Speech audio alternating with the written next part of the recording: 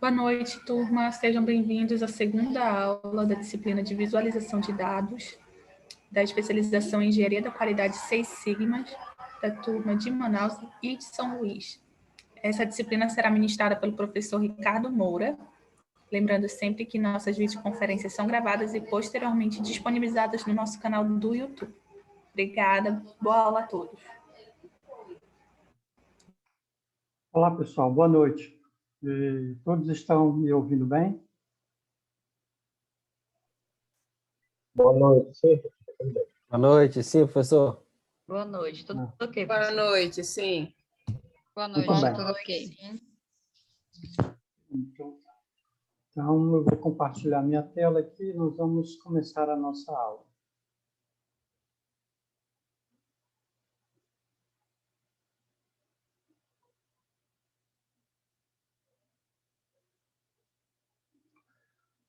Muito bem, pessoal. Hoje nós estamos iniciando a aula 2 do módulo de visualização de dados, né, da pós-graduação em Engenharia da Qualidade 6 Sigma.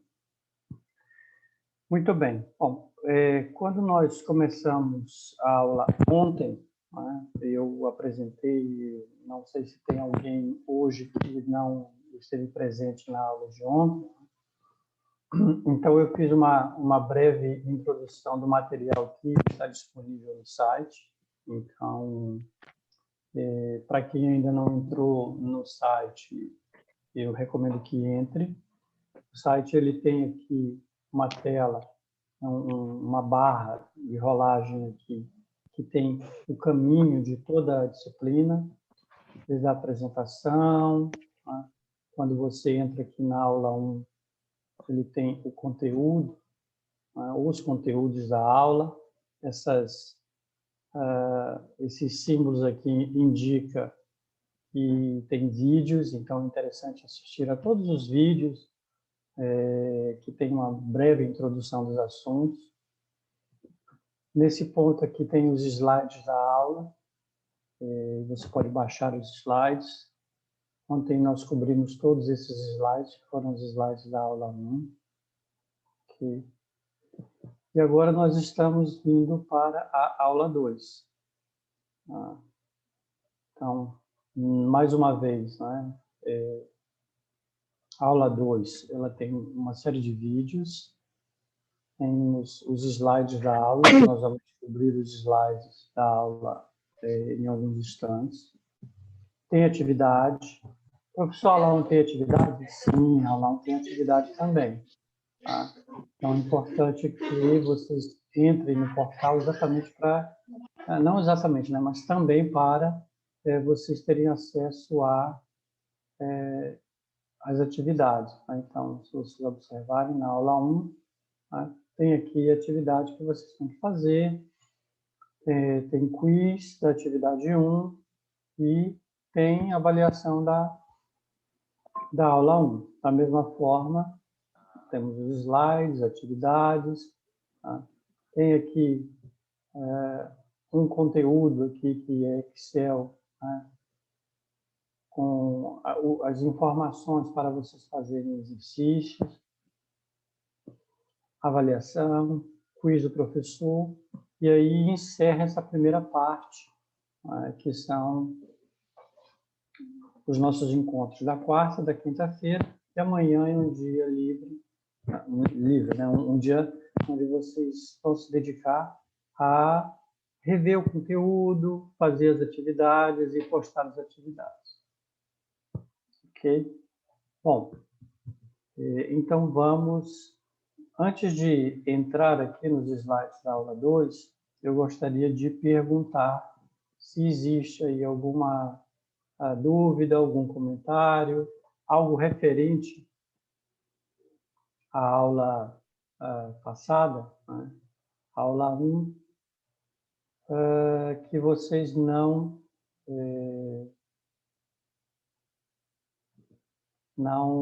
entenderam ou querem reforçar. Alguém falou aqui que não está conseguindo ouvir, o Ellerson.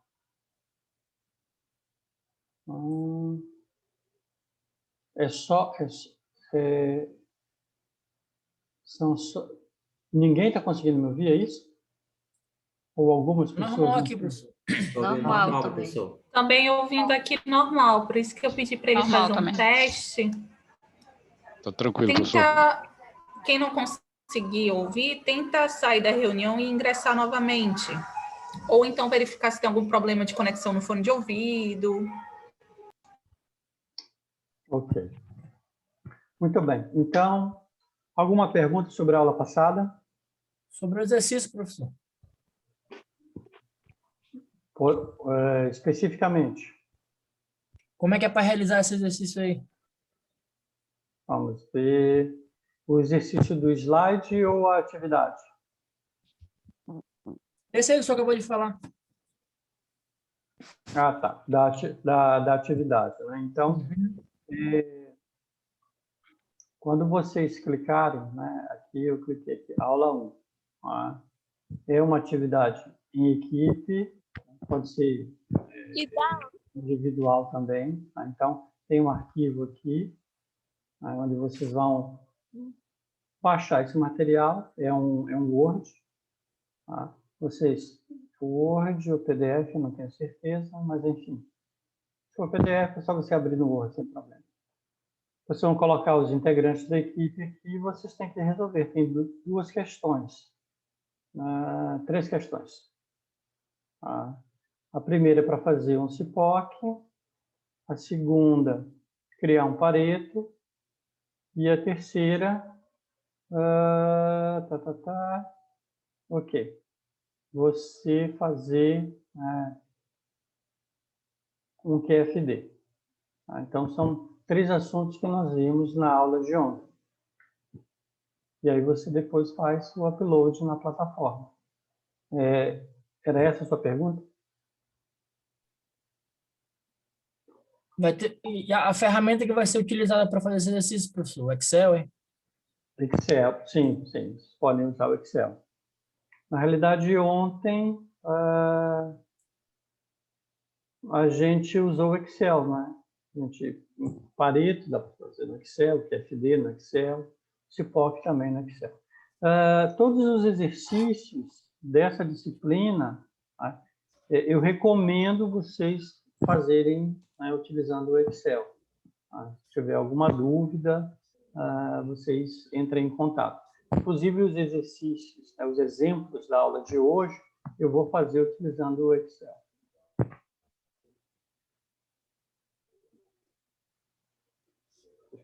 Tudo bem?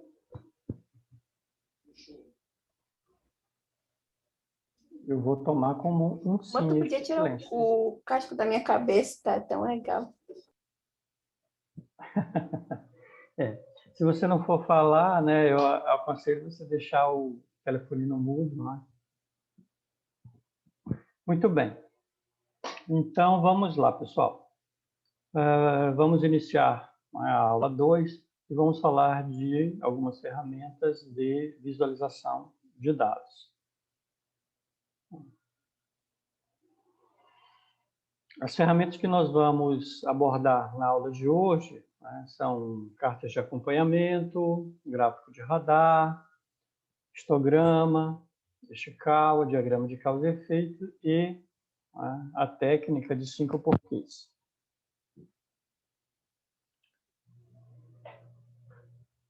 Muito bem. Como eu falei na aula de ontem, essas ferramentas da qualidade que nós abordamos neste módulo, elas estão relacionadas com o programa Six Sigma. E o programa Six Sigma, ele utiliza a metodologia DMAIC, né, ou DMAIC, como algumas pessoas falam. Hoje nós vamos falar um pouco de ferramentas que são utilizadas na fase de medição. Né?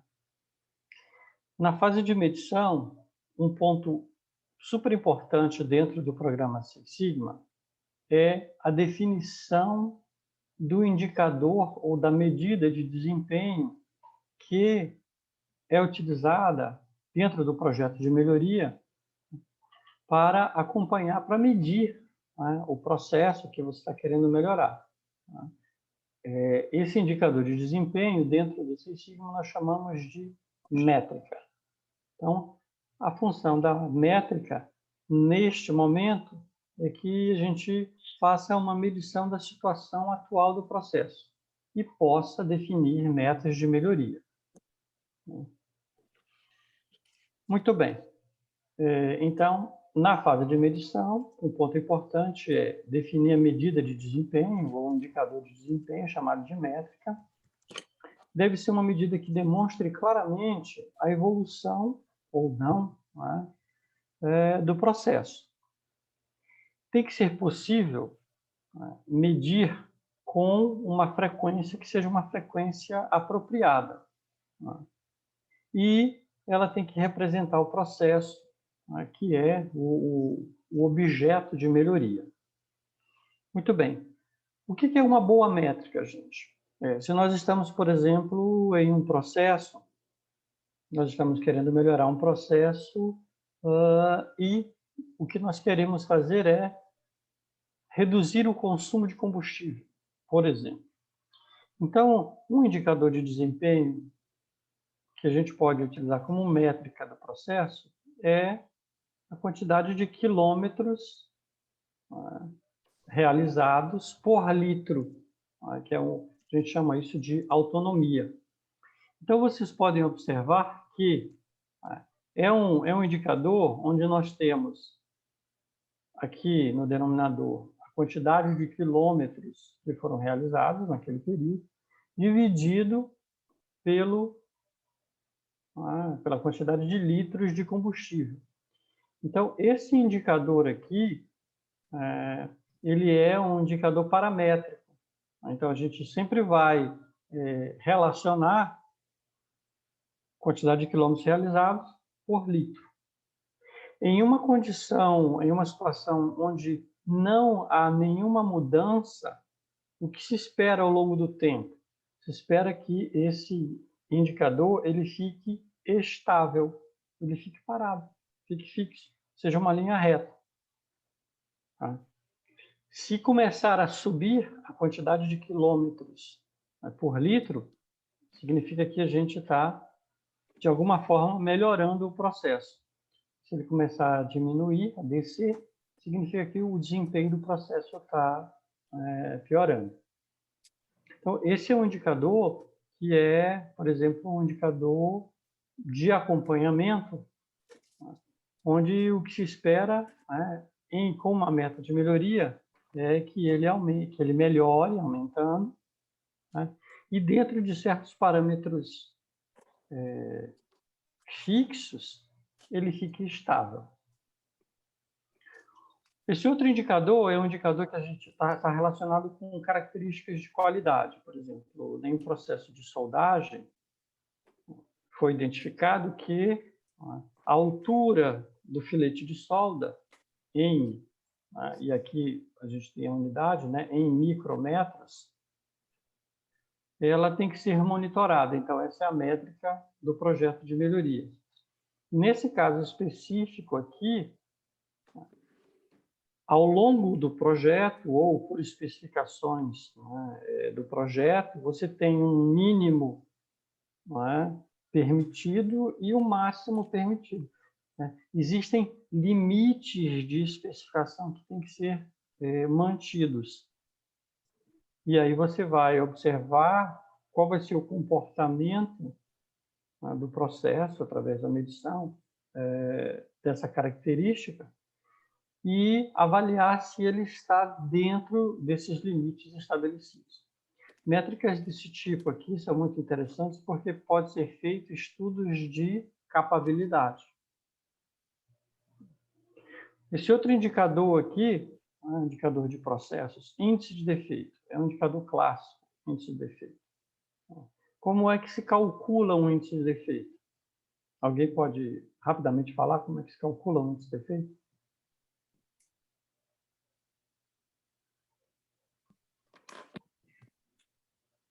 É nessa hora que alguém...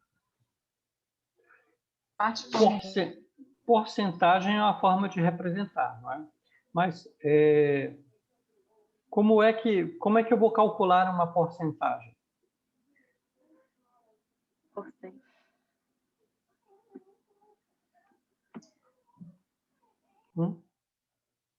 Como é que se calcula um índice em geral?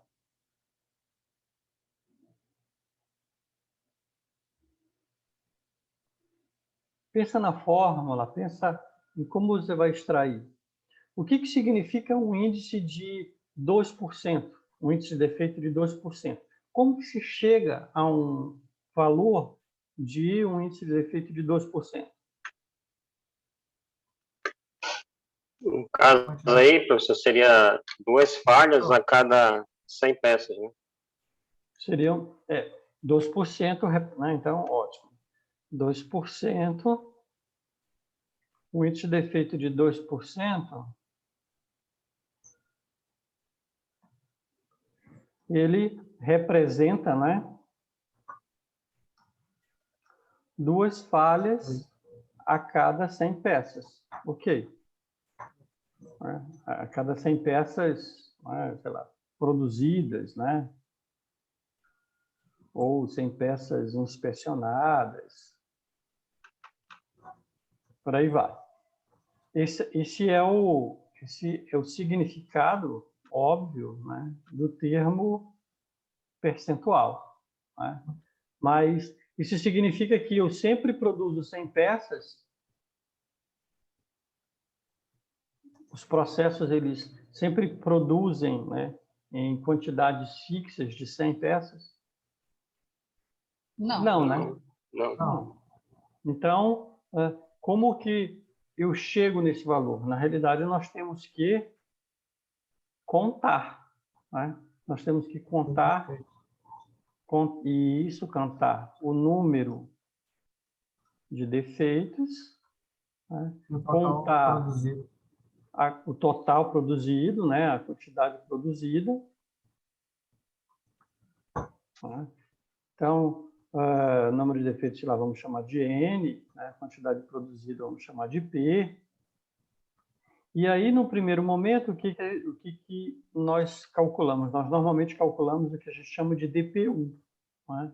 Que é defeitos por unidade. O que é o DPU? Nós vamos pegar, né, N e dividir por P. O percentual, né, é o DPU, né, vezes 100, né, vezes 100. E aí vai nos dar o percentual. Por exemplo, se a gente estiver falando de, olha, de uma quantidade de 1.250 peças, essas 1.250 deram, não sei, 25 defeitos. Então, o DPU vai ser 25 dividido por 1.250, 0,02. E o que é o percentual? É esse valor aqui vezes 100. Então, 2% é o índice de defeito. Então, uma métrica é muito importante quando nós definimos uma métrica que seja deixado muito clara o que nós chamamos de forma de cálculo da métrica.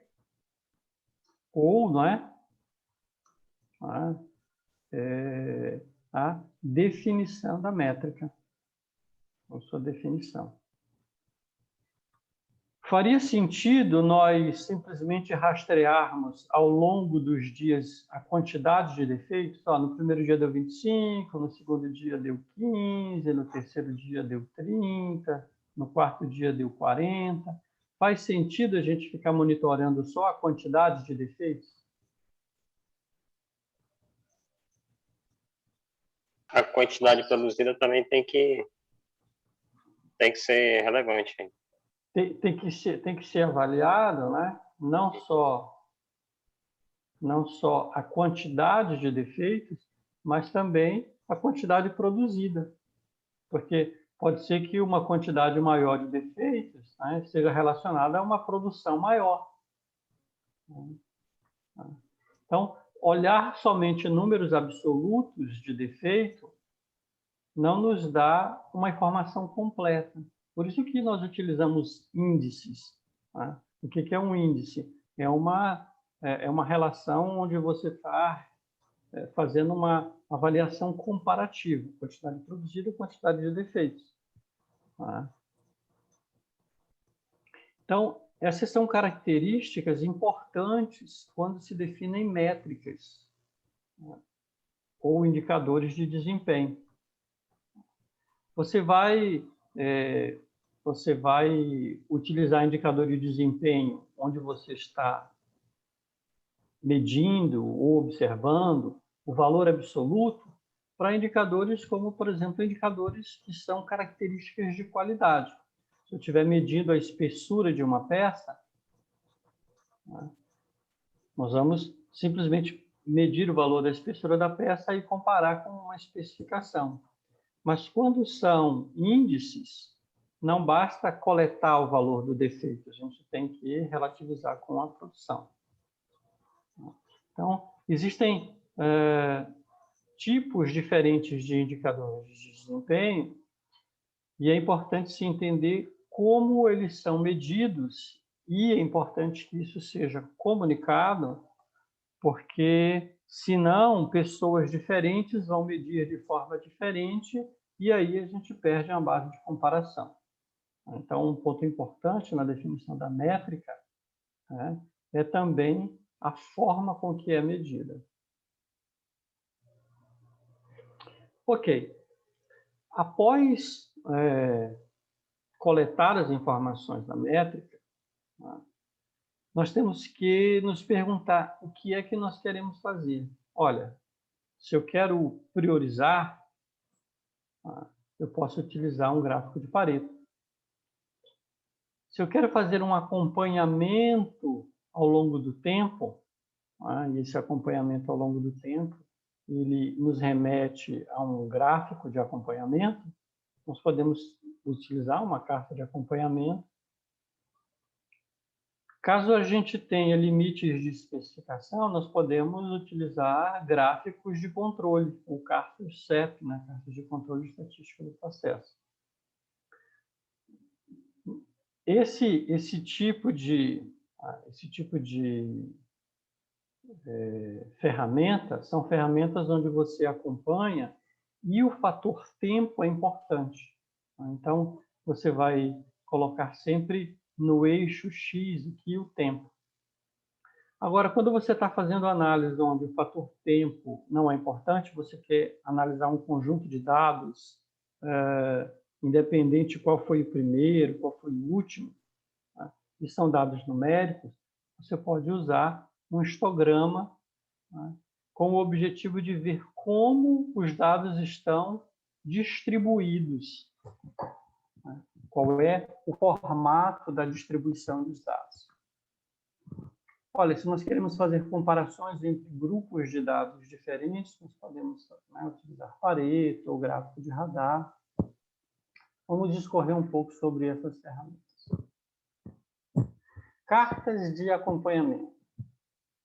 Olha, cartas de acompanhamento são amplamente utilizadas. São gráficos, como eu falei, associados a uma escala de tempo. No eixo X, a gente vai sempre dispor os tempos. E aí, o intervalo de tempo depende da análise que você está fazendo. Nós podemos fazer uma carta onde eu estou acompanhando hora a hora, ou nós estamos acompanhando dados consolidados por dia, ou por semana, ou por meses.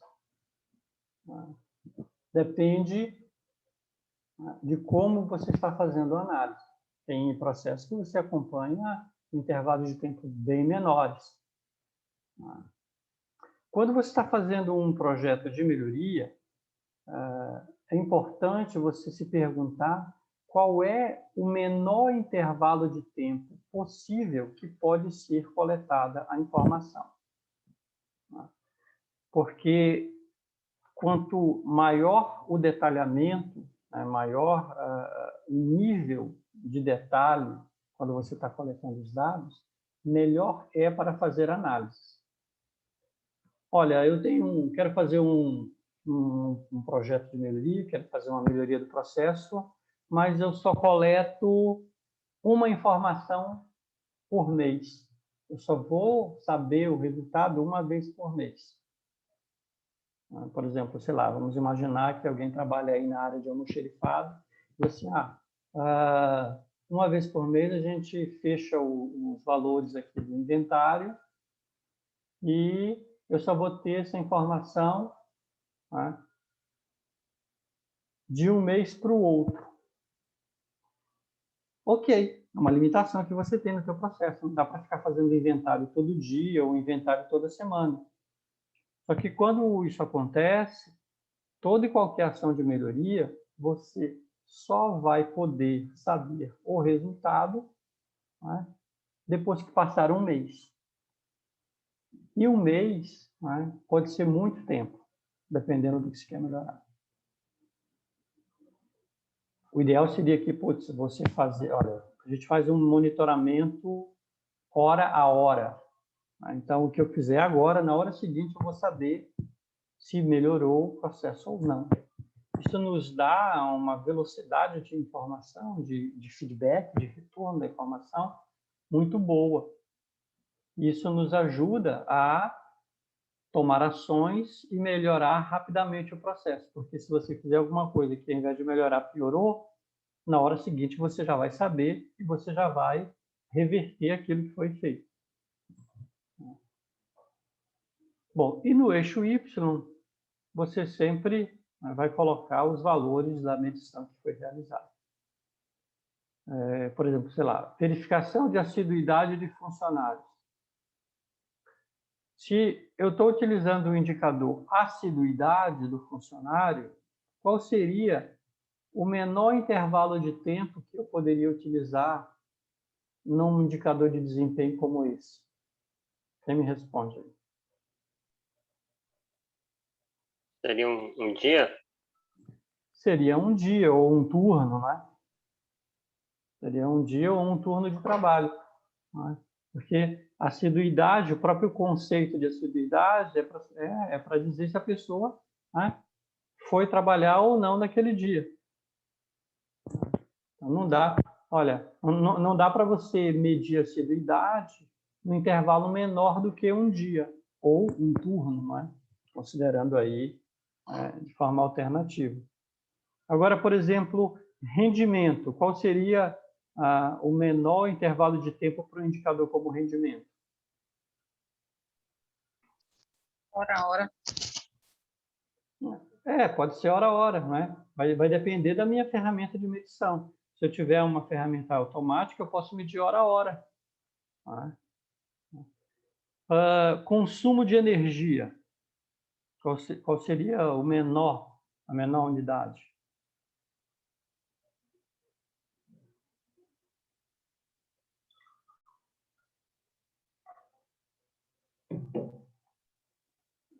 Olha, fala devagar, um por vez, só senão eu não consigo entender. Acho que dá para medir por hora também. Dá para medir por hora. Dependendo do equipamento que você tem, dá para você medir instantâneo. Eu quero saber quanto é que está o consumo, né, a cada momento. Né? Por exemplo, se nós estivermos falando de consumo em geral, né, imagina aí esses carros que têm computador de bordo. Né? Você consegue acompanhar o consumo instantâneo de combustível, não é verdade?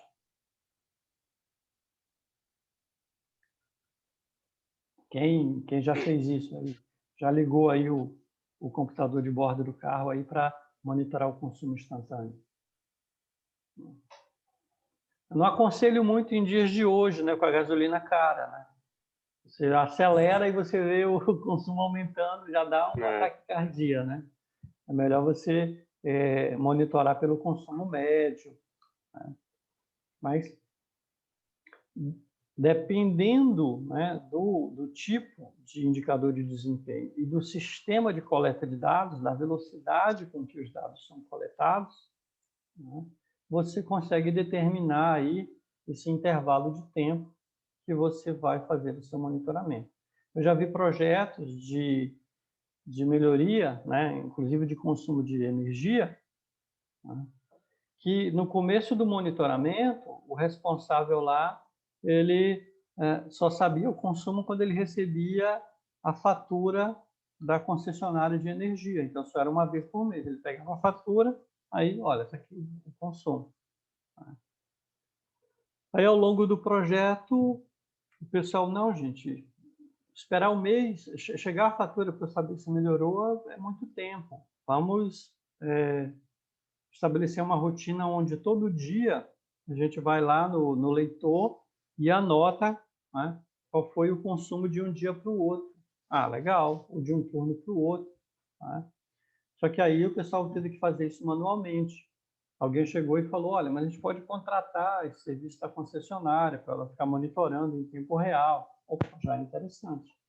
Então, depende aí das ferramentas tecnológicas que você tem à mão. E quanto menor o intervalo de tempo, maior é a tua visualização, né, do acompanhamento daquele indicador. Quando nós falamos de carta de acompanhamento, né, algumas pessoas chamam de gráfico de linha. Né?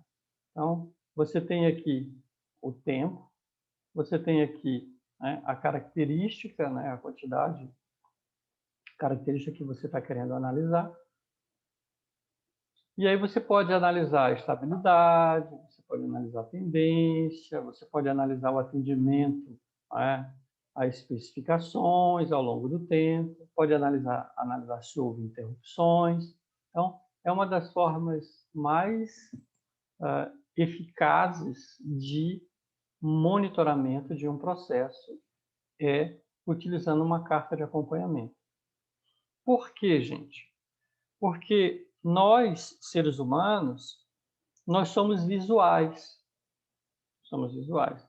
Se eu peço para vocês olharem uma coluna de dados, né, a gente vai olhar os dados de forma individual, né, mas a gente não vai conseguir, sei lá, interpretar como os dados estão dispostos.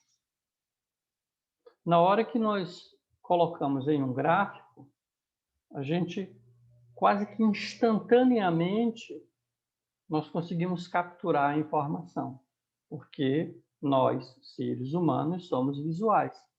Né? A gente não consegue ficar olhando para um monte de número, né, e interpretar, né, o comportamento do processo olhando para esses números.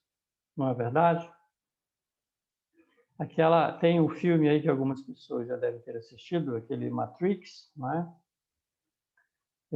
E aí você vê os personagens do filme, né, os atores do filme olhando para uma tela de computador e uns numerozinhos ficam subindo, passando. Cara, aquilo é coisa de filme. No mundo real, ninguém vai ficar olhando para aquilo lá e vai entender lufas. Né? E tem cenas no filme que eles até falam, né? Olha só, vi um padrão aqui, aí tu vê, só é número. Aquilo é filme de ficção. No mundo real, a gente precisa transformar os números em informação visual para que nós possamos entender. Muito bem. Mas o objetivo final, né, é tomar decisões. Por quê? Diariamente, muitas vezes a cada instante, nós estamos tomando decisões. No nosso dia a dia, no nosso trabalho, nós precisamos tomar decisões. Com ou sem dados, com ou sem informação, com ou sem interpretação. Só que, se nós temos gráficos, se a gente tem um sistema que coleta os dados, representa os dados graficamente, e nos ajuda a visualizar o comportamento do processo, nós conseguimos rapidamente julgar. E aí, com base no nosso julgamento, a gente consegue tomar decisões melhores.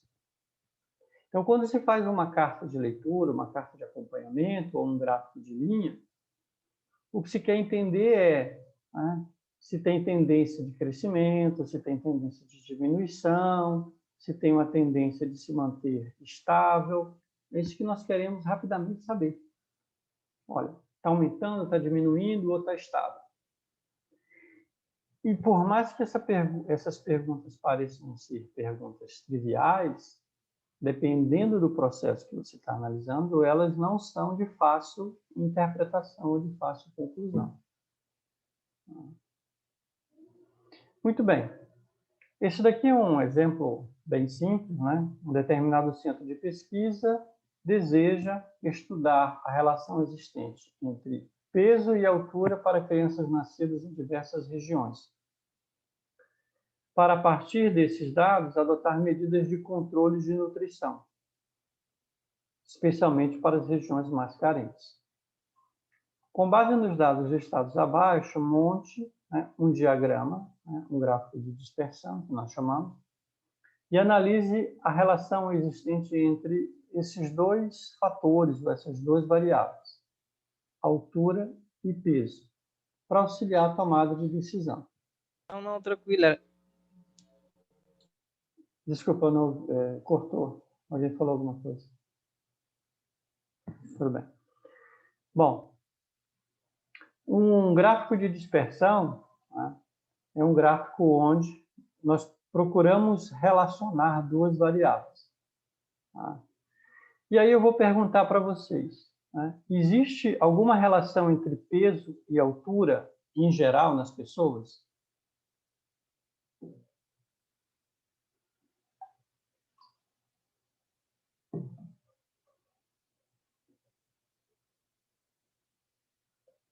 Bom, eu creio que existe.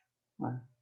Em geral, pessoas mais altas são mais pesadas do que pessoas mais baixas. Em geral. Né? Principalmente crianças. Né? Então, o que a gente espera quando faz uma análise desse tipo, a gente espera ver um gráfico de linha, né, que represente aí esses resultados, né, em pares. Então, este daqui é o resultado do gráfico, desse gráfico de linha, onde nós estamos tentando relacionar a altura com peso. Então, o que a gente vê? Essa linha aqui, ela está bem próxima desses pontos, que são os pares ordenados dos dois, né, altura e peso. Se os dados não estivessem muito encaixados aqui, nessa linha, o que se poderia concluir é que a relação entre altura e peso não é uma relação forte, seria uma relação fraca. Muito bem. Como é que a gente constrói um gráfico desse tipo? Quem já construiu um gráfico de dispersão no Excel?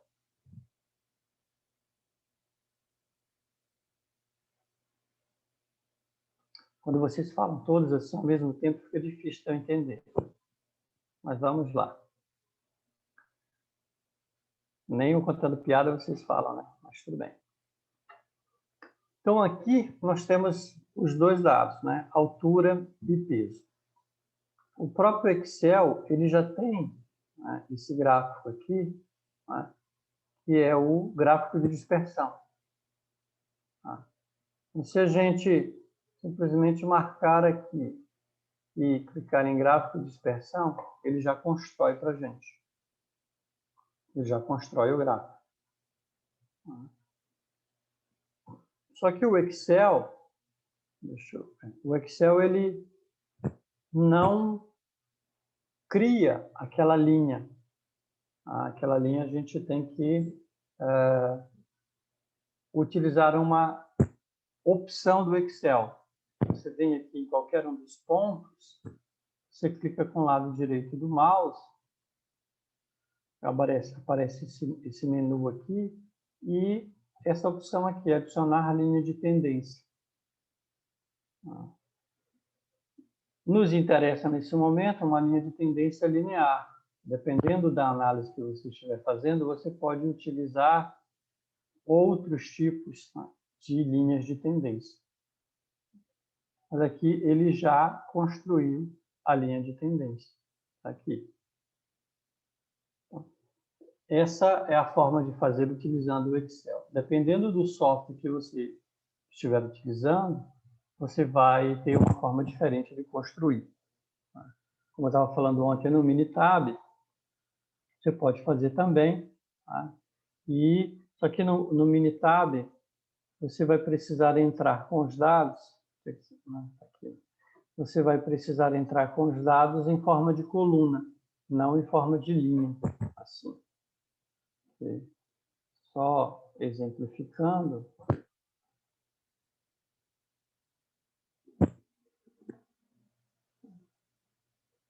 Abrindo aqui o Minitab. Enquanto ele está abrindo, cadê os dados? Eu vou abrir já o Minitab, eu vou colocar aqui de linha para coluna.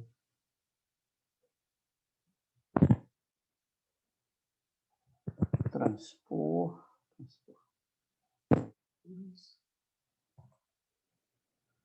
Pesos.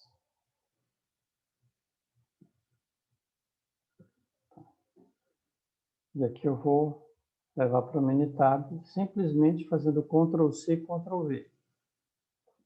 Já está aqui. E aí o Minitab ele tem uma ferramenta gráfica, que é logo a primeira, né? Que é a correlação, ou termo, né? Em inglês, né?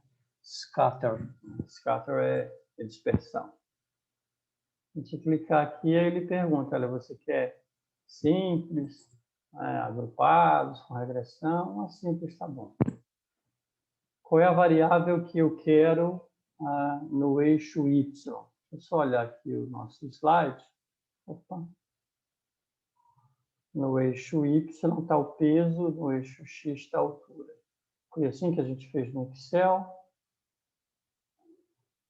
Isso aqui é a altura, né? E aqui o peso. E aqui no Excel, deixa eu ver aqui, opções. Não, ele não colocou aqui a legenda, né, aqui embaixo. Aí você tem que dar uma incrementada no desenho quando você está fazendo no Excel. Voltando aqui para o Minitab, aqui eu quero no Y, eu quero peso. Eu só cliquei 2 vezes, tá? Então, está aqui o local onde é para entrar com a variável. É só apontar aqui no mouse e clicar 2 vezes. Ok, ele já me fez o gráfico. Putz, mas eu não selecionei a linha, né? Tá bom, vou fazer de novo com a linha. Variável Y, eu quero peso, e o X, a altura. Bom, ele me fez com a linhazinha. E tem várias outras opções, né, no Minitab. No Excel, você segue um passo a passo, no Minitab você segue outro. Né? O Excel é mais versátil, né? Ele estava aqui em linhas, e a gente construiu o gráfico, aqui em colunas, se quiser eu construir o gráfico também.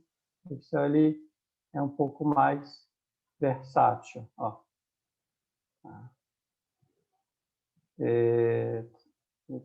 Posso pegar?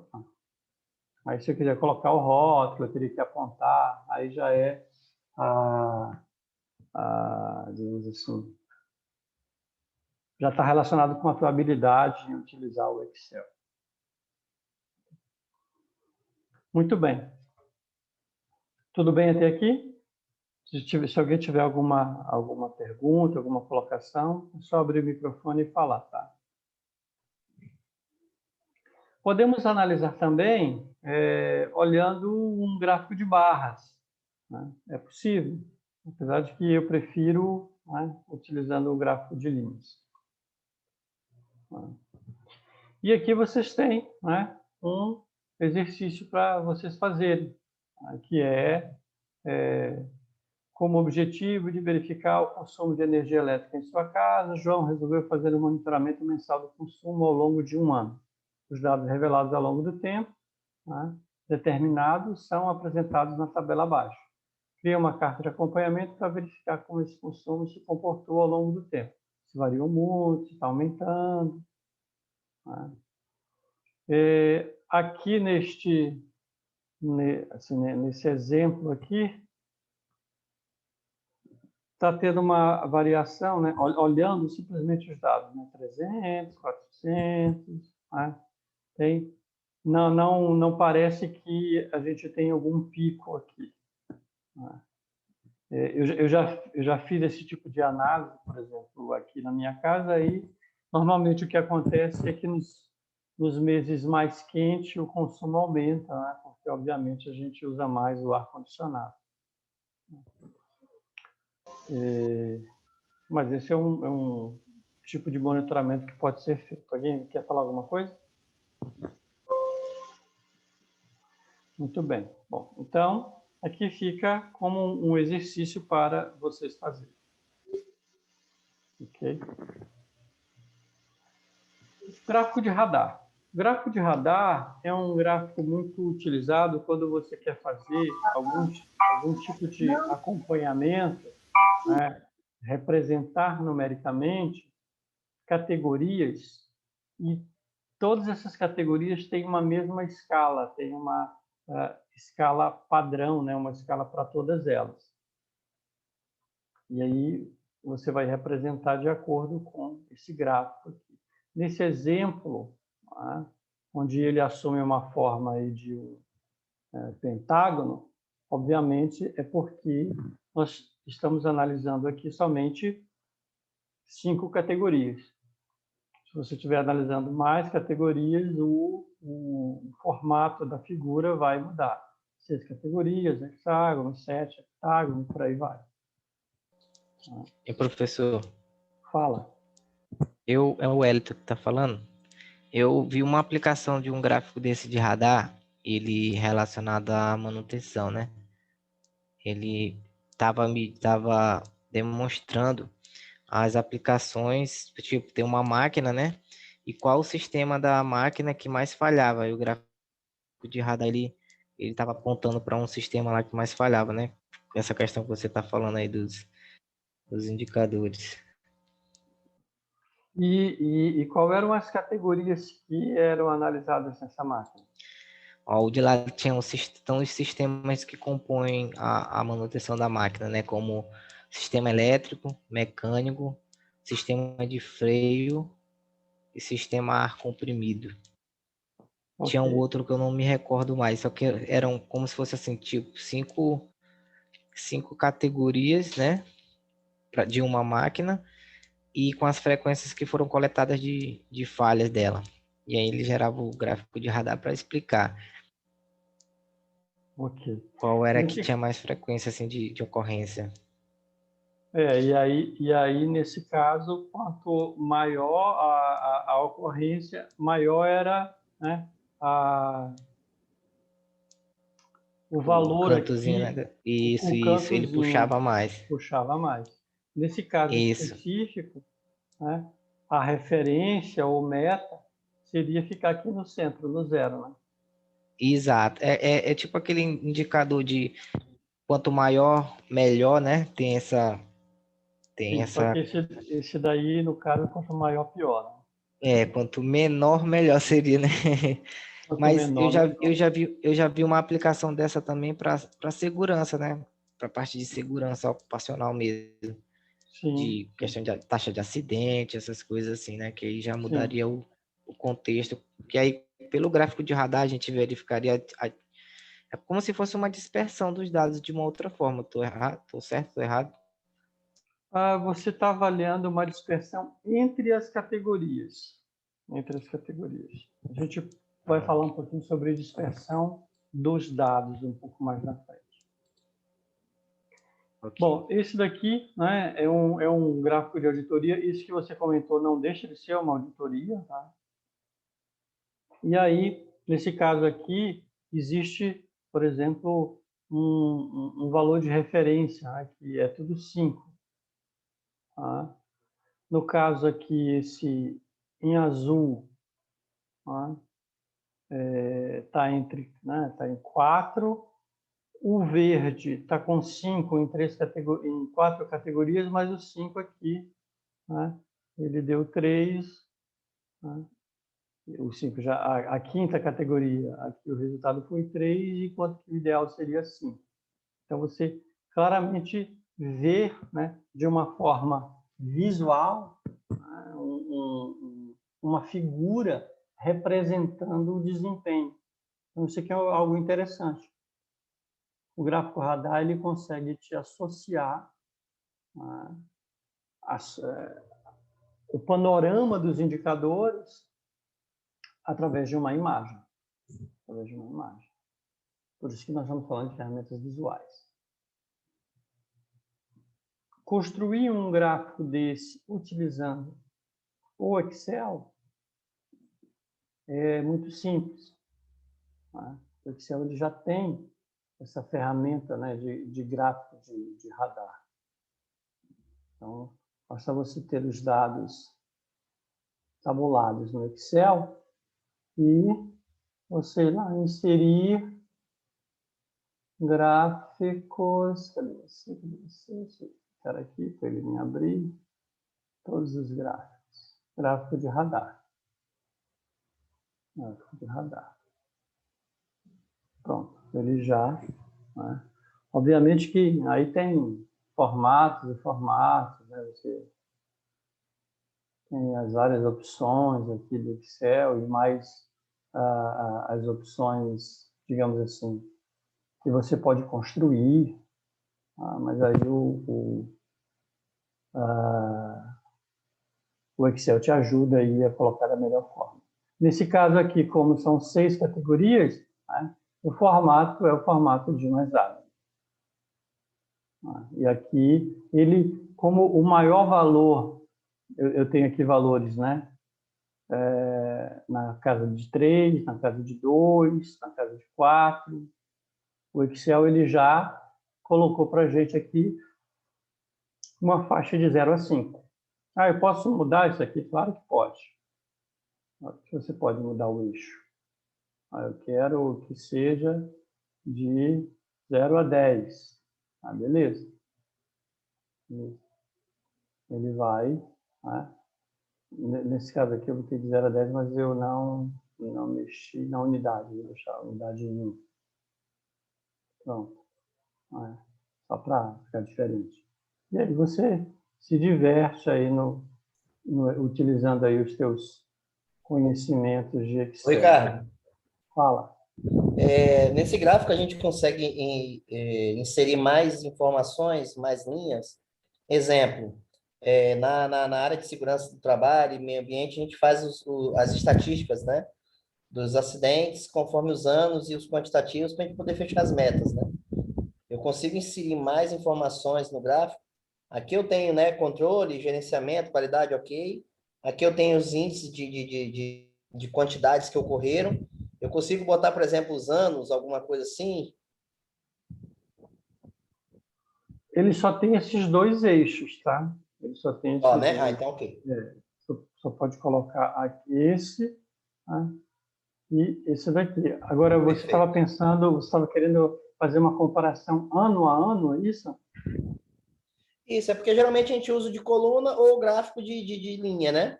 Para mostrar como é que foi os anos passados e como é que vai fechar as metas para o ano posterior. E aí, a visualização desse radar, ele fica muito claro. Mas você não consegue botar mais eixos ainda. Bom, a gente poderia fazer assim, vamos supor que aqui foi 2019. Tá? Aí aqui eu tenho 2020. Tá? E aí você tem os resultados de 2020. Sei lá. Entendeu? E aí você colocar essa informação no gráfico também. Tá? E aqui, na hora que você faz isso, aí você está comparando os anos. Como é que eu puxaria isso? Não. Nós teríamos que inserir rótulo aqui, né? Deixa eu ver aqui. Vai ter que ser, vai ser por Adicionar rótulo de dados. informação embaixo, das cores. Isso. Formatar. Eu teria que ver aí onde daria para colocar. Eu queria colocar uma informação, acho que é legenda. Deixa eu ver. Legenda. Eu teria que procurar aqui onde. Não, tranquilo, professor. Já deu uma luz aqui, depois eu vou mexer isso aí, qualquer coisa eu mostro para o senhor depois. Aham. Ok. Deixa eu ver assim, deixa eu tentar fazer ele direto aqui. Ok. Quando eu peguei direto aqui, ele já colocou a legenda para mim, tá vendo? Eu tenho aqui, ó, 2019. Era mais ou menos isso que você estava pensando? Isso. Porque aí, conforme for botando os anos, ele vai ficar mais nítido até para a interpretação. Porque ele abre essas. Não fica aquele gráfico de coluna básico e nem fica o de linha, né? Que fica, às vezes, pequeno demais. Aqui você consegue visualizar melhor. E aí, se você quiser acrescentar mais categorias aqui, é só você ir puxando o seu gráfico. Não, perfeito. Aqui. Eu puxei 3 categorias, eu não botei nada, né? Ele apareceu aqui um vazio. Entendi. Obrigado por tirar a dúvida. Tranquilo. Muito bem. Vamos falar um pouco agora com relação ao histograma. Bom, quando nós estamos falando de um gráfico de radar, nós estamos analisando categorias. Então, esses elementos aqui são categorias que nós estamos analisando, informações categóricas. O histograma, ele é um gráfico onde, para uma mesma categoria, a gente quer analisar como os dados estão distribuídos. O histograma, ele é um gráfico de coluna, ele é ordenado conforme a classe de valores de uma única coluna, de uma única categoria. Desculpa, ele é ordenado conforme a classe de valores dessa única categoria que você está analisando. E, basicamente, ele é utilizado para valores contínuos. O que se espera quando se faz um histograma?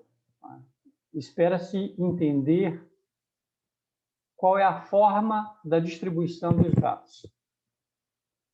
E o que é interessante é que, para a maioria dos processos industriais, os dados eles se acomodam de acordo com uma distribuição que a gente chama de distribuição normal. O que é uma distribuição normal? É esse formato aqui dessa montanha de números. Então, normalmente, o que a gente tem nos ambientes, nos processos que a gente comumente observa, existe um valor objetivo, uma meta, e ao longo do tempo são produzidos itens, produtos, e são coletadas informações, resultados desses produtos, e eles se comportam, eles são produzidos em torno daquele valor meta. Então, vamos imaginar, por exemplo, o comprimento de um lápis. Tem um processo produtivo lá onde a gente faz um lápis e tem uma meta de um determinado tamanho. Todos os lápis saem exatamente do mesmo tamanho no processo? Não. Alguns saem alguns milímetros maior, outros alguns porção de milímetro menor, mas eles vão ficar ali em torno daquele valor meta. À medida que a gente for coletando, medindo esses dados, nós vamos observar uma distribuição chamada de distribuição normal. O histograma, o conceito de histograma, ele é preparado, tá, para nos ajudar a observar essa distribuição normal. Então, ele tem um algoritmo, onde esse algoritmo ele, tem alguns elementos. O primeiro, né, elemento é chamado de amplitude. O que é amplitude? É a diferença entre o maior e o menor valor. É importante saber a amplitude, que é exatamente para fazer um ajuste de escala. Se eu sei que o menor valor é 10 e o maior valor é 100, então eu vou ajustar minha escala entre 10 e 100, para que a gente possa observar todos os dados dentro daquela faixa de valores. Bom, mas como nós vamos observar os dados? Como nós vamos dividir esse intervalo, né, do menor para o maior? Olha, depende da quantidade de dados que você tem. Então, N aqui é a quantidade de dados. Então, o número de classes ou o número de divisões aqui dessas barras aqui tem 1, 2, 3, 4, 5, 6, 7, 8, 3, 4, 5, 6, 7, 8, 9, 10, 11. Aqui tem 11 classes. O algoritmo, ele faz o seguinte, ele pega a quantidade de dados, tira a raiz quadrada, e K vai ser igual ao número de classes, né, que vai ser arredondado para cima, obviamente.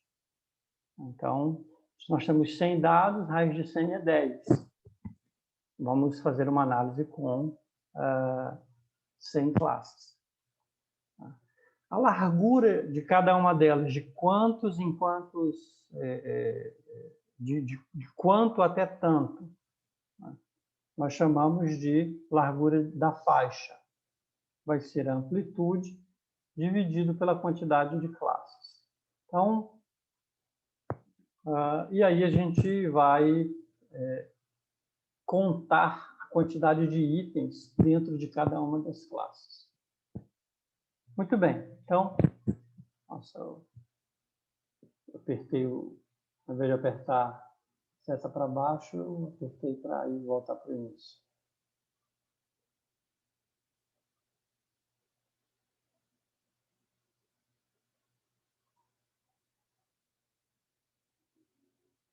Então, vamos exemplificar.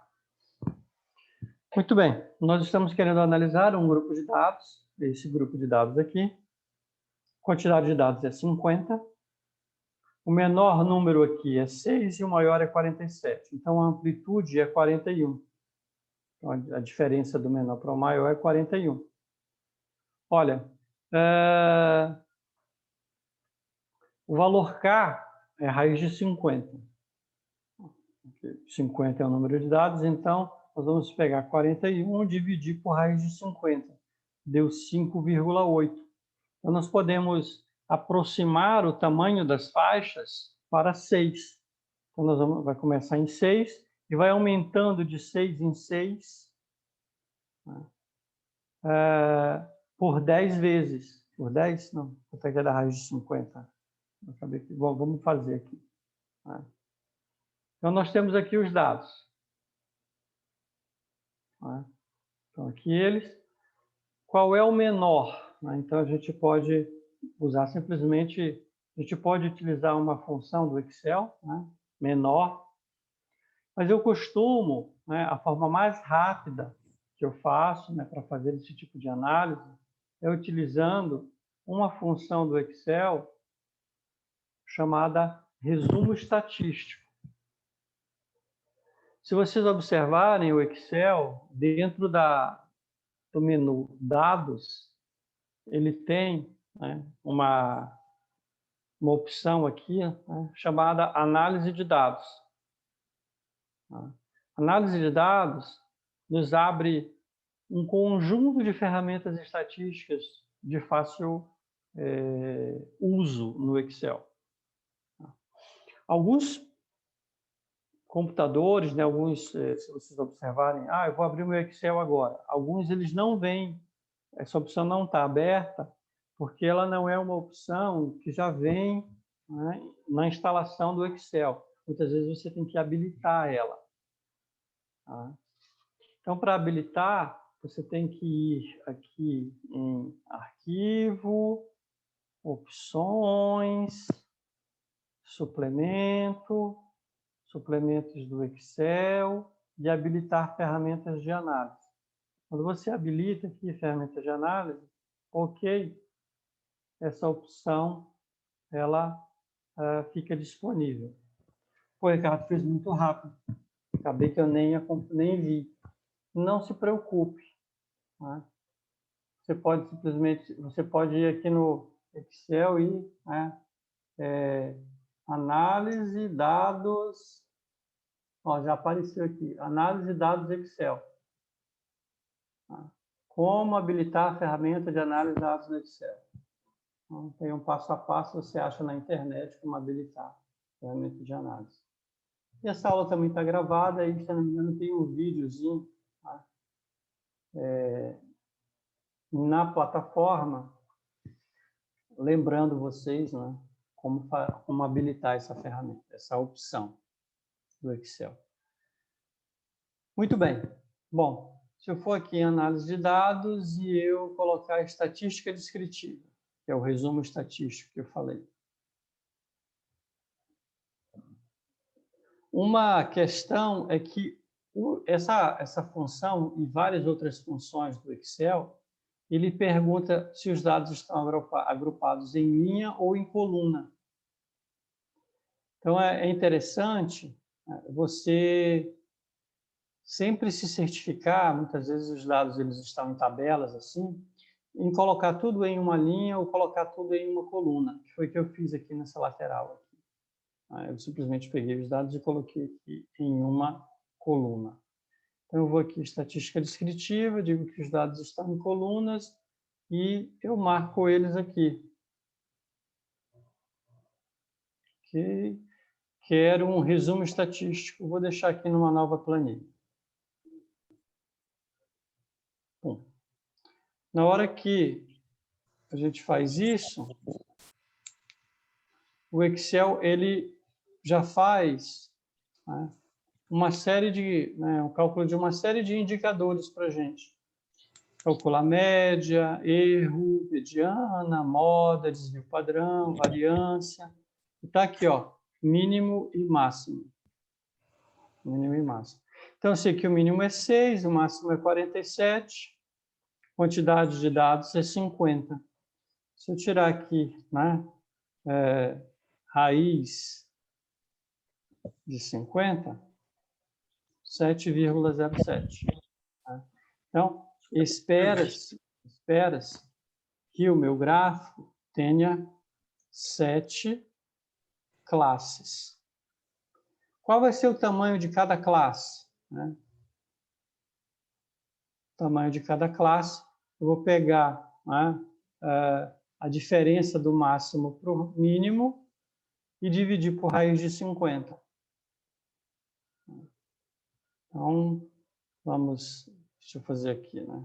Pegar o máximo menos o mínimo. Não botei em parênteses, deixa eu colocar aqui em parênteses. E dividir por raiz de 50. Deu 5,8. Opa, então eu vou arredondar para 6. Então, qual é o raciocínio? Ora, o raciocínio é que eu vou começar no mínimo, que é 6. Se eu aumentar de 6 em 6, eu vou conseguir ter uma escala que vai abranger todos os valores. Então, 6 mais 6. Aqui foi uma mera coincidência, tá? Que o mínimo é 6 e o número de classes é 6 também.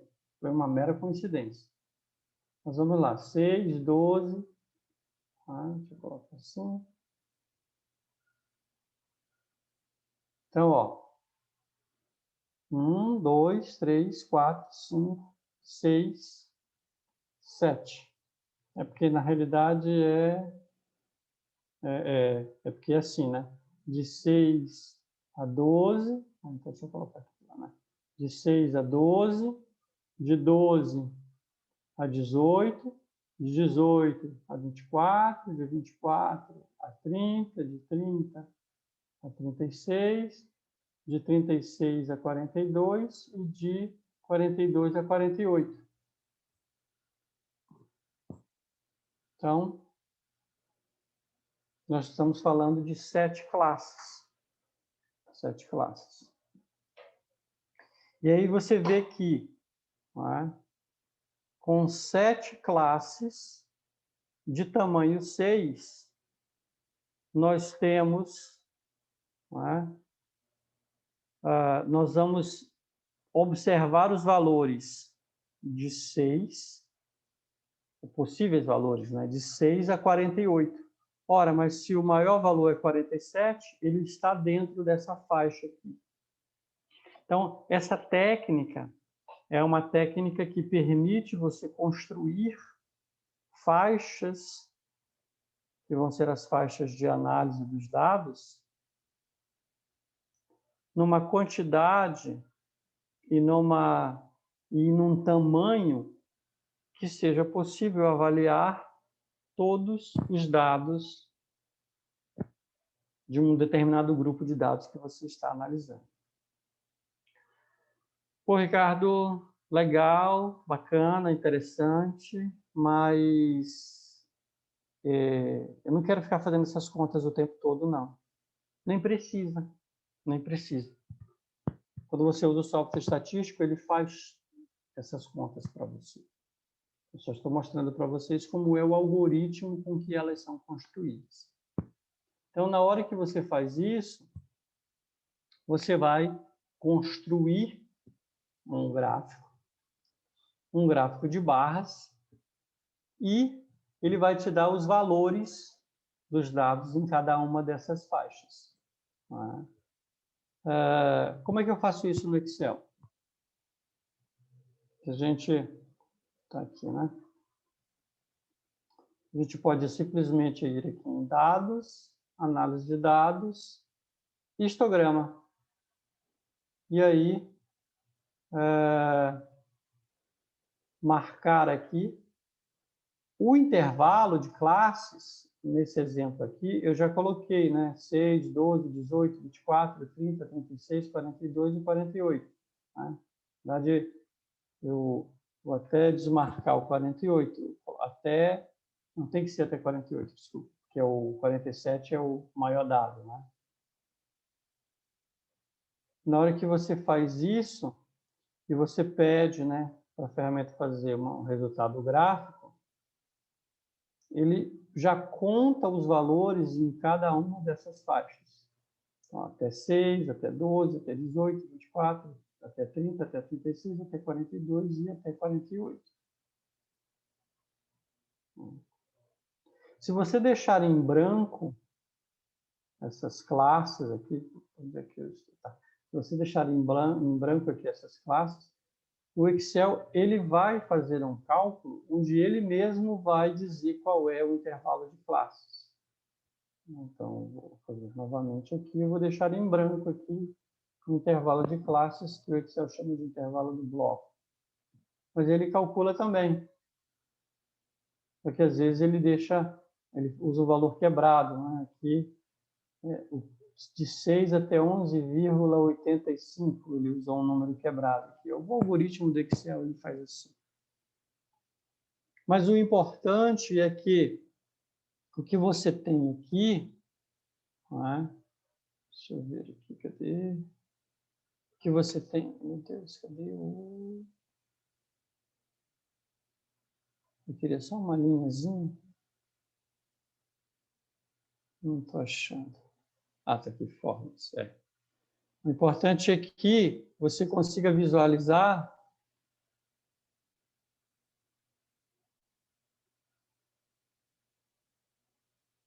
este formato,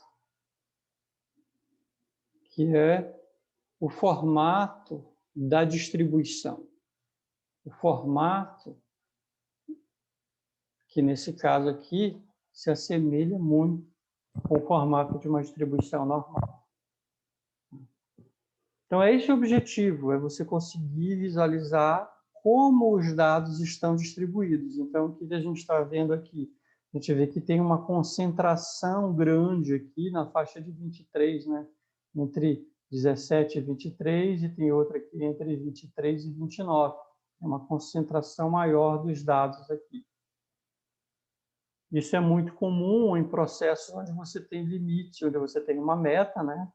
Onde você tem uma meta e você tem limites de especificação.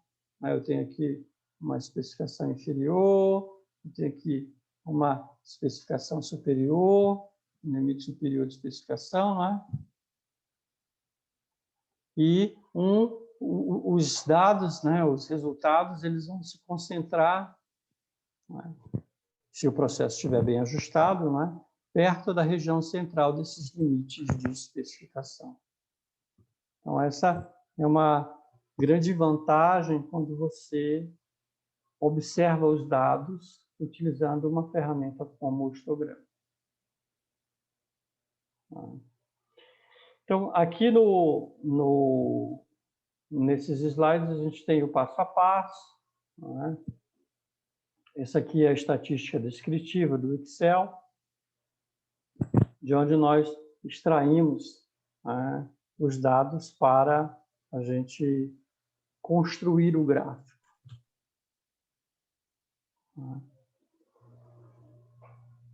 Perguntas?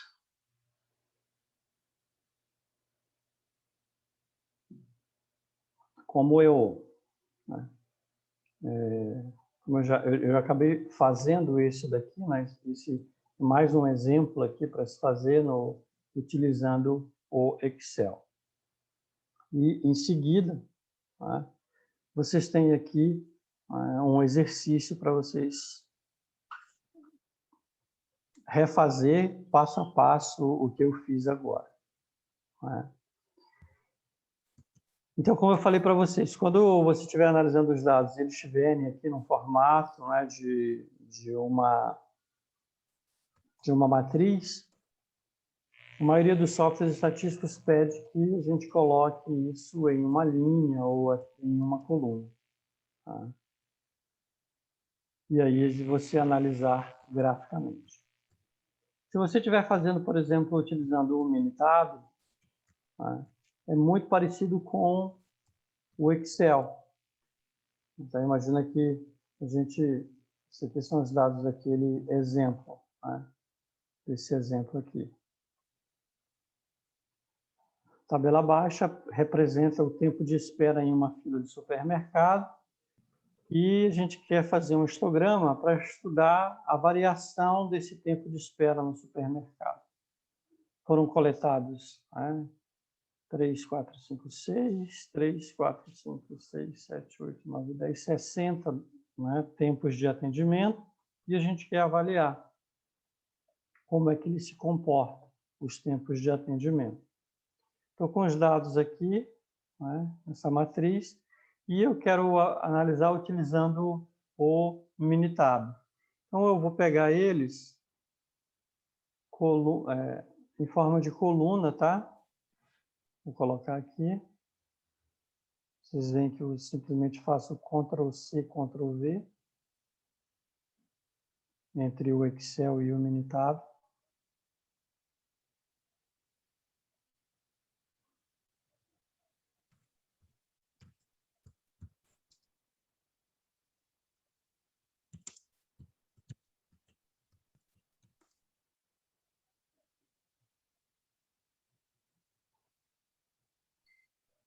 Pronto.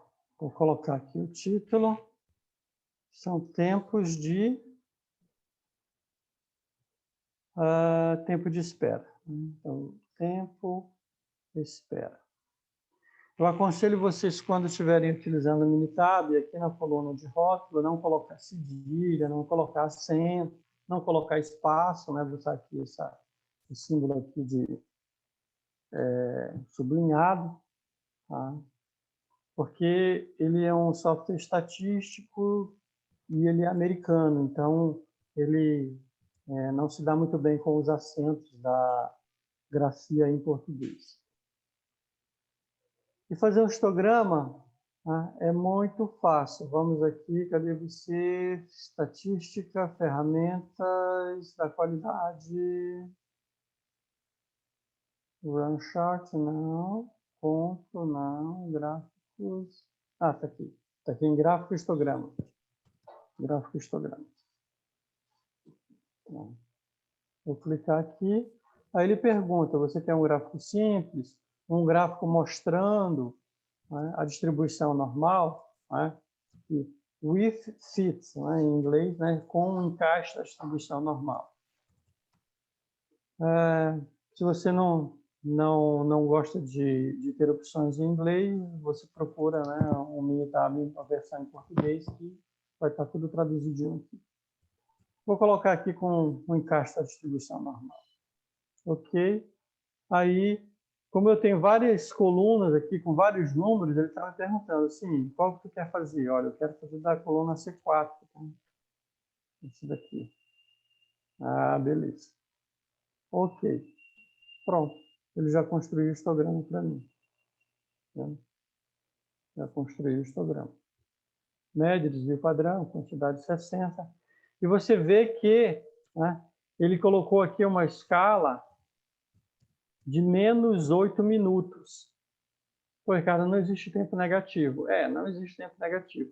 Mas como ele procurou fazer um encaixe da distribuição normal, ele viu que, né, essa distribuição, ela está, como eu posso dizer assim, ela está abruptamente parando aqui. E ele tenta encaixar com uma distribuição normal padrão, que ela é simétrica. Né? O formato aqui do centro até a extremidade superior é exatamente igual ao formato do centro até a extremidade inferior. Aqui é a distribuição normal padrão. Então, aqui eu vou copiar, aqui vou trazer aqui para o Excel, só para a gente fazer uma análise. Então, na realidade, o formato da distribuição desses dados que nós estamos analisando, ele não segue o formato de uma distribuição normal, né? Ele, assim, completamente normal, né? Ele sobe aqui, né? Sobe aqui, e ele está descendo aqui. Então, é como se esses dados, eles tivessem este formato aqui, né? Ele é mais deslocado para a direita. Então, esse é um tipo de análise que, né, quando você é tem um pouco mais experiente em análise estatística, você faz, né? Então, ele é mais entroncado aqui e ele é mais esticado aqui para esse lado. Tá? Esse aqui em vermelho representa a distribuição normal padrão, e esse desenho que eu fiz é como, né, é a distribuição real dos dados. Tá? Então, nem sempre os dados que você vai analisar, eles vão estar exatamente igual à distribuição padrão. Tá? A distribuição padrão é a distribuição ideal, que no mundo real você dificilmente vai encontrar dados exatamente igual, né, aos valores de referência da distribuição ideal. E isso é uma forma de análise também. Okay.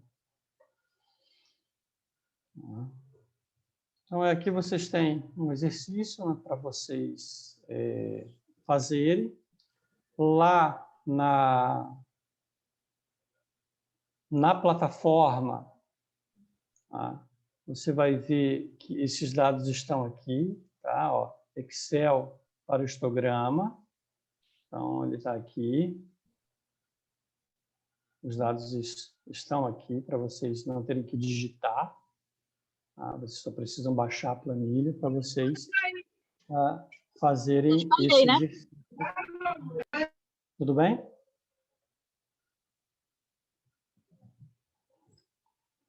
Bom, então nós falamos de ferramentas de medição, agora eu vou falar um pouquinho de ferramentas de análise.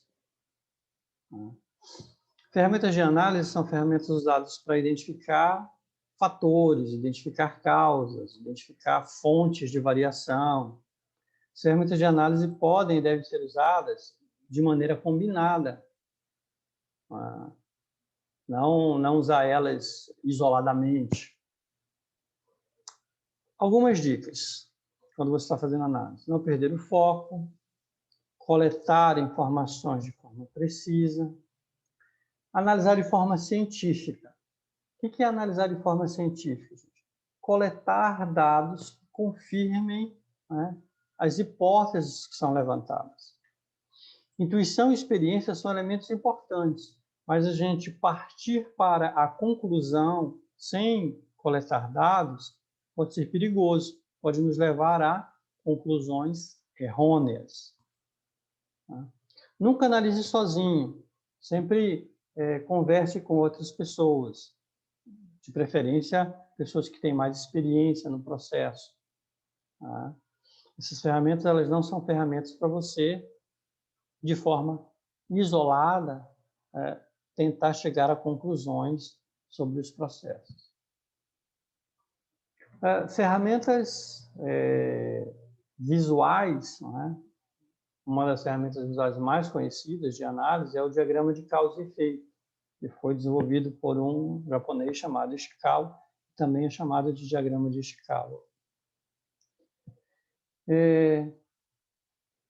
Ficou muito conhecido, né?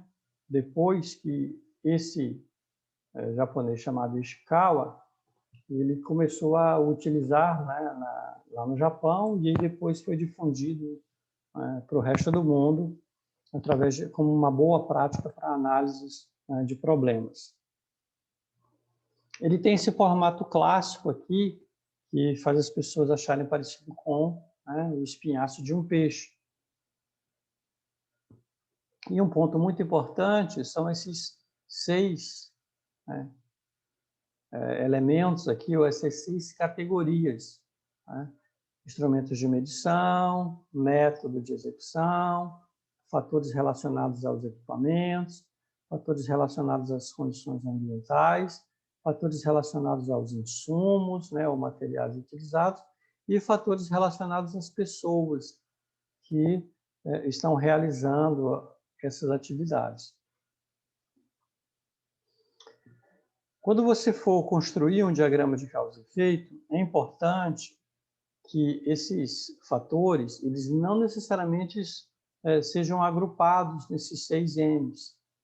Esses 6 M's são um ponto de partida para você não esquecer de analisar nenhuma dimensão, mas depois eles podem ser agrupados, né, da forma com que o grupo achar mais interessante.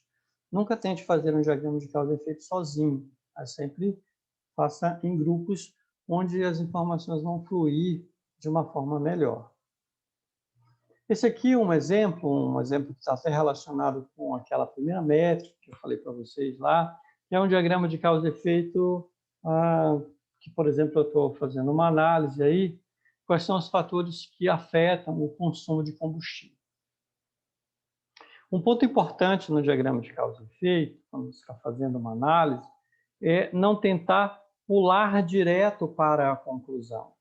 É tentar realmente levantar todos os possíveis fatores. O que acontece muitas vezes quando as pessoas fazem análises a pessoa já imagina uma causa específica do problema que ela está vendo ali naquele momento. E aí ela deixa de avaliar possíveis outros problemas que não estão acontecendo agora. E aí a análise fica incompleta. Quem nunca viu um diagrama de causa e efeito só com 1 ou 2 espinhas? Tá? Esse é um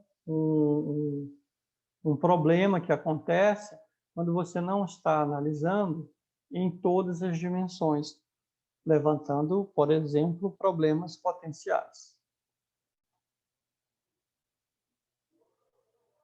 E um outro ponto importante, quando você está fazendo uma análise de diagrama de causa e efeito em um projeto de melhoria, é entender qual é o nível de controle que se tem sobre um determinado ou sobre determinados fatores. Será que eu controlo aquele fator, ou se ele é um fator não controlado, e a gente usa a simbologia de N para não controlado, ou se ele é um fator que eu não tenho controle por natureza, como, por exemplo, condições ambientais, se chove, se faz sol, a gente, nem que queira, nós não conseguimos controlar. Mas, às vezes, existem fatores que eles são não controlados, mas nós temos a possibilidade de controlar. Nesse exemplo aqui, vamos imaginar, os fatores que afetam o consumo de combustível de um veículo. Olha, a pressão do ar nos pneus. Olha, a pressão do ar nos pneus eu não controlo. Tá bom, não controlo. Mas eu poderia controlar. A estimativa de tanque cheio. Não, a estimativa de tanque cheio eu controlo. Eu fico olhando ali sempre, né, o medidor de gasolina, porque se começar a diminuir, eu tenho que parar e abastecer, senão o carro prega. Né? Habilidade do motorista. Olha, isso aqui é o que está sob controle. Né? Quem só dirige quem tem habilitação. Né? Mas, por exemplo, condições climáticas a gente não controla e nem tem como controlar. Não dá para dizer para São Pedro, olha, hoje não chove. Então, quando se está fazendo uma análise de causa e efeito, é importante entender quais fatores a gente tem controle e quais fatores nós não temos controle. E aqui, né, nos dá assim, um avanço muito grande no entendimento do processo que você está querendo melhorar. A ferramenta diagrama de causa e efeito é uma ferramenta fundamental na fase de análise da metodologia DMA-IC do programa 6 E aqui é um exercício para vocês fazerem um diagrama de causa e efeito, para um estudo feito em uma empresa, por exemplo, de lavagem de roupa, onde no Pareto o efeito manchado foi a principal falha do processo. Então, procurem imaginar uma empresa de lavagem de roupa, né, e quais seriam os possíveis fatores que podem influenciar, né, em roupas ficando manchadas nesse processo de lavagem. Tá? Então, isso é um exercício para vocês procurarem não só construir o diagrama de causa e efeito, mas também utilizar essa técnica aqui de colocar os fatores como controlados e fatores como não controlados. Bom, então esse foi um pequeno overview sobre o diagrama de causa e efeito. Para concluir, né, nosso encontro de hoje, vamos falar um pouquinho sobre os 5 porquês. A técnica de 5 porquês é uma técnica que ela nos ajuda a avaliar de forma sistemática determinados problemas na busca da causa raiz desse problema, como ele se apresenta para a gente. O principal objetivo dessa ferramenta 5 porquês é que a gente não se concentre em efeitos e a gente chegue realmente à causa raiz. Ricardo, sempre eu preciso fazer 5 porquês? Não. Às vezes, você consegue encontrar a causa raiz antes de chegar no 5º porquê. Mas o importante é você exercitar as perguntas, né, até você não conseguir mais responder elas. Quando você não consegue mais avançar, possivelmente você está chegando aí na causa raiz do problema. Um exemplo, né? O problema: a estátua de mármore está se desgastando. Aí você pergunta, por quê? Por que a estátua de mármore está se desgastando? Aí a resposta: a estátua de mármore está sendo lavada diariamente. Aí você se pergunta, por que eu estou lavando a estátua de mármore diariamente? Olha, porque tem muito pombo que fica fazendo cocô em cima da estátua de mármore. Aí a gente pergunta, por que que tem muito pombo fazendo cocô em cima da estátua de mármore?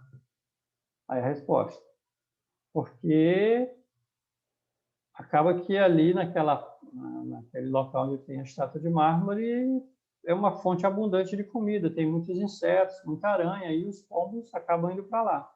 Tá. Mas por que que tem muita aranha ali? Olha, porque tem muita mariposa. Então, tem muita mariposa e as aranhas vão para lá para tentar pegar as mariposas. Tá. Por que que tem muita mariposa?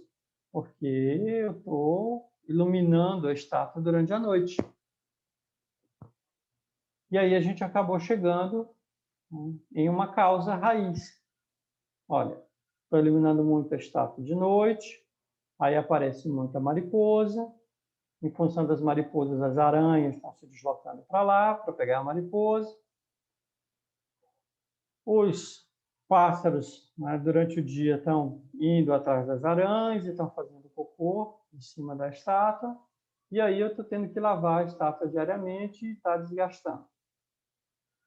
Qual seria uma ação? Olha, vamos desligar a iluminação da estátua durante a noite. E isso acaba evitando uma série de outras ações, que são ações que vão ser ações nos efeitos e não na causa raiz. Porque se eu penso a estátua está se desgastando porque eu estou lavando ela diariamente. Se eu parar aqui, aí alguém começa a pensar, que tipo de produto eu posso utilizar para lavar a estátua sem desgastar ela muito? Nos leva numa direção de uma análise que eu posso gastar uma grana danada em um efeito e não na causa raiz. Excesso de fezes de aves. Então vamos fazer uma campanha para espantar os pombos daqui, ou capturar esses pombos, afugentar. Eu vi um videozinho um dia desse na internet que o cidadão ele fez um robozinho com esguicho automático, uma webcam, com um algoritmo, fazendo reconhecimento, fazendo monitoramento de presença. Quando aparecia o passarinho, ele jogava um jato de água para espantar o passarinho. Olha a trabalheira. Não, se eu parar aqui no terceiro, eu vou falar, estou com muita aranha, então vamos chamar um especialista para a gente colocar aqui fazer uma detetização para matar as aranhas. Ou se eu parar aqui, vamos pensar em colocar algum produto que afugente as mariposas. Enquanto que se eu avançar mais um pouquinho, o que eu teria que fazer? Apagar a luz de noite. Então, muitas vezes, quando nós estamos fazendo análises, a gente para em algum ponto aqui, que é um efeito, não é uma causa raiz, e, em função deste efeito, a gente começa a fazer planos de ação mirabolantes, medidas que acabam nos levando a mais gastos, e a gente não chegou na causa raiz. Eu já trabalho com análise de porquê há muitos anos. E eu posso afirmar para vocês que é uma técnica que funciona. Mas o que ela exige? Ela exige que a gente tenha paciência, né? Seja metódico, faça as perguntas e busque, né, a resposta coerente para as perguntas que são feitas. Aqui mais um outro exemplo, né? Em uma amostragem diária para avaliação de lotes, o Departamento da Qualidade detectou que um aparelho de um modelo de som apresentava um problema. A função play desse CD não estava funcionando. A área da qualidade, então, bloqueou o lote e abriu um relatório de não conformidades para a produção. O responsável pela linha, então, reuniu um grupo envolvido no processo e, junto com o engenheiro responsável, analisou o problema, guiado pelos 5 porquês. Então, problema, função play não funciona. Primeiro porquê, sinal não chega, um determinado sinal elétrico não chega ao processador. Por quê? A chave da placa não consegue ser acionada. Por que a chave da placa não consegue ser acionada? Porque o botão play está mal encaixado. Por que o botão play está mal encaixado? Porque o operador tem dificuldade de encaixar o botão. Por que o operador tem dificuldade?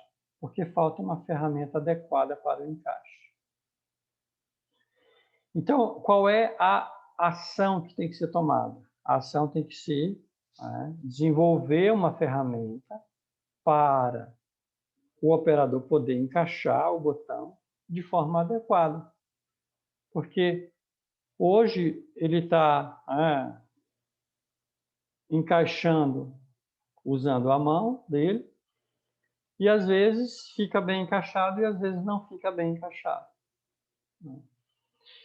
Então, na hora que eu chego nessa causa aqui, a gente pode tomar ações para evitar que o problema não se repita. Enquanto que se a gente parar em algum ponto, o sinal não chega no processador, porque a chave não consegue ser acionada, porque o botão play está mal encaixado. Parei aqui no terceiro porquê.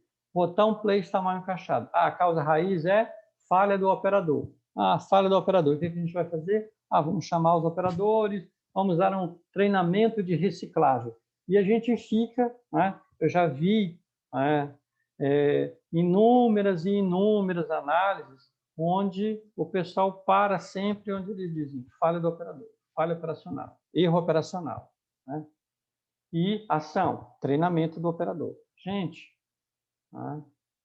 as pessoas elas não erram porque elas querem, elas erram porque o sistema, o processo, favorece com que o erro aconteça. Então, assim, eu tenho muitas restrições com relação a relatórios de análise, onde você tem ali causa fundamental, erro operacional, falha do operador. Isso, muitas vezes, é porque não se avançou nos 5 porquês para se chegar a uma causa raiz verdadeira. Algum comentário? Professor, ainda cabe mais porquês aí, né? Depois da falta da ferramenta adequada para o encaixe? Poderia, se a gente estiver analisando de forma sistêmica, não é? Aqui eu vou tomar uma ação, fazer a ferramenta, né? Aí muito bem, alguém pergunta assim, mas por que falta a ferramenta? O engenheiro não previu na introdução do novo produto a confecção de ferramentas específicas. Por que a gente pode ir avançando aí para tomar ações mais sistêmicas para evitar a recorrência do problema no futuro. Mas nesse caso específico aqui, confecção dessa ferramenta vai resolver este problema específico aqui, né? No aparelho do modelo de som específico. Era nessa linha que você estava querendo falar? É isso mesmo. Porque aí a gente, na realidade, já é uma análise com base nos 5 porquês. Né? Você pode se perguntar, o que nós podemos fazer de forma sistêmica para evitar que este tipo de problema ele se repita no futuro? Isso é muito interessante. E aí nos remete o quê? Nos remete a um FEMEA. Porque o FEMEA ela é uma ferramenta preventiva. É uma ferramenta para análise, para você, né, tomar medidas para prevenir problemas futuros. Muito bem colocado. Causa e efeito e 5 porquê é uma combinação legal.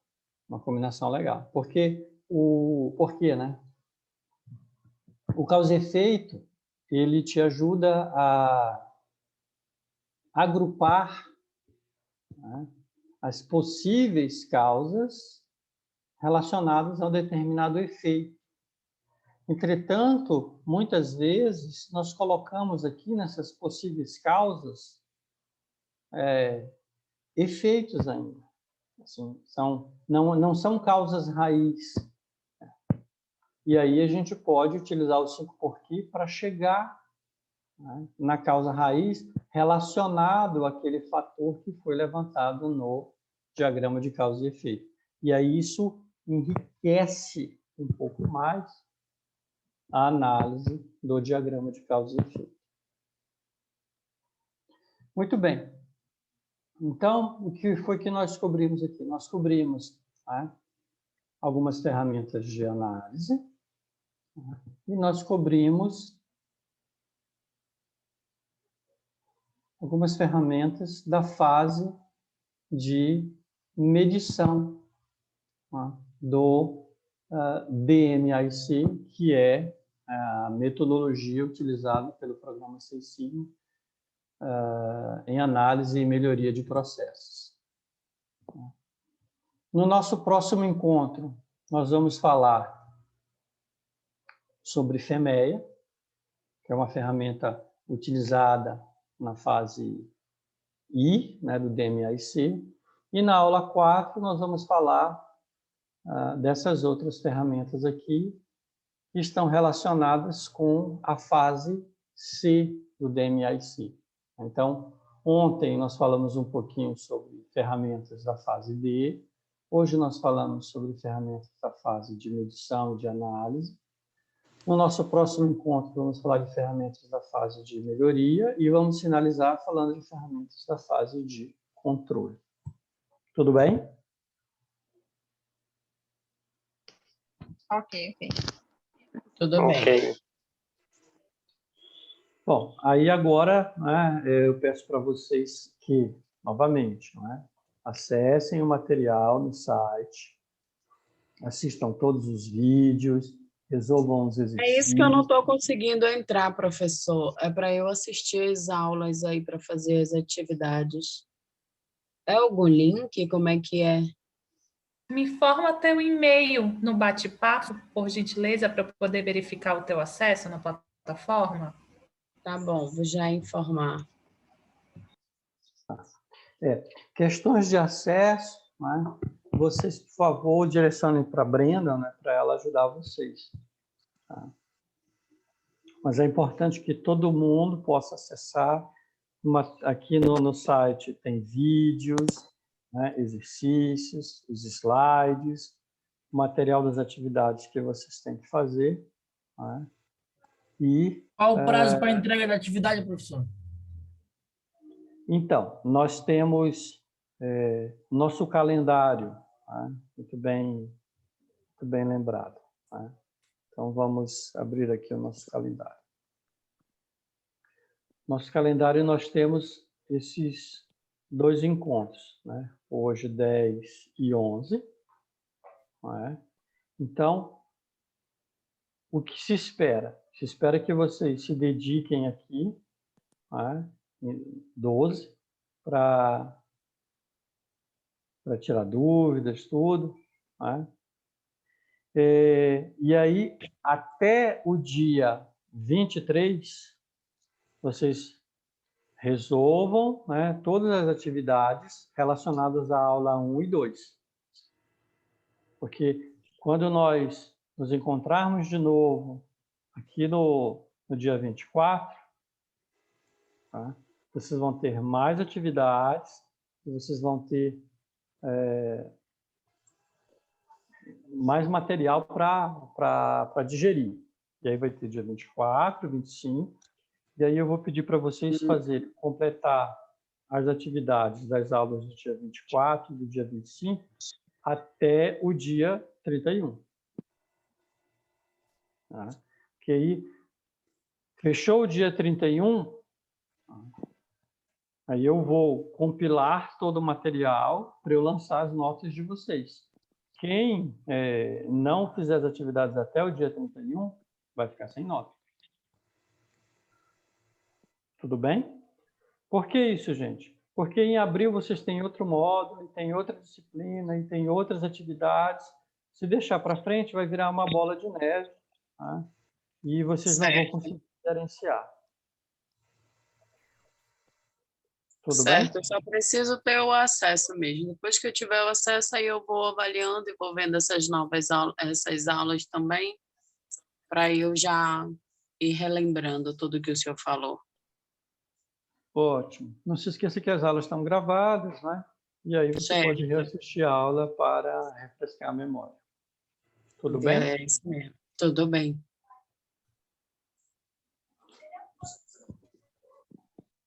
Muito bem, pessoal. Então, esse é o nosso segundo encontro. Tá? E aí, mão na massa. E até o nosso próximo encontro aí. Ok, professor. Obrigado, professor. Boa noite. Obrigado, professor. Boa noite, professor. Valeu. Boa noite, valeu. Obrigada, professor. Valeu. Obrigado, professor. Boa noite. Disciplina liberada, tá bom? Cadê a Tainá? Oi, ok. Tá bom? Bom estudo. Obrigada. Tchau, tchau, gente.